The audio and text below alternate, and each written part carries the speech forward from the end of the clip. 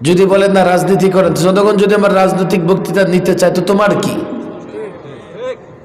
আর তুমিও তো রাজনীতি করো, তো মৌলবী রাজনীতি করলে সমস্যা কি? আল্লাহ ভালো জানে, একজন বলতেছে কোরআনে রাজনীতি নাই।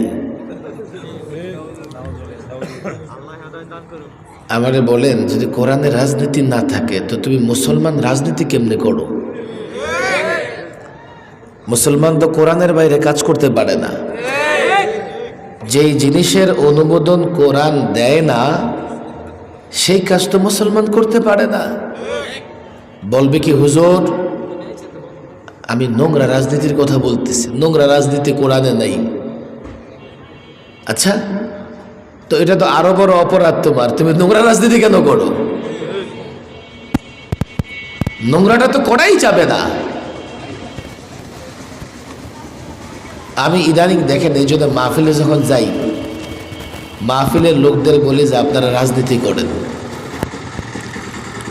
কথা আগে বুঝবেন, ঠান্ডা মাথায় কিছু কথা বুঝেন রে ভাই।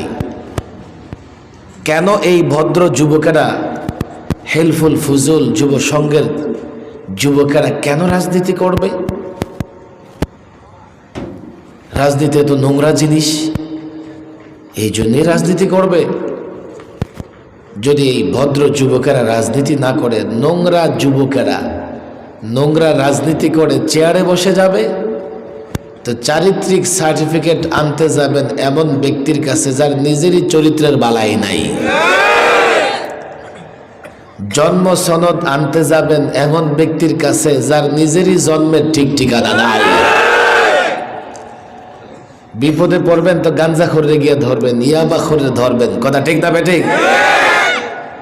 অবাক লাগে, 16 বৎসরে কক্সবাজারে এমন এমপি ছিল ইয়াবা কারবারি, বিবারিয়া এক এমপি হয়ে গেছে গাঞ্জাখোর।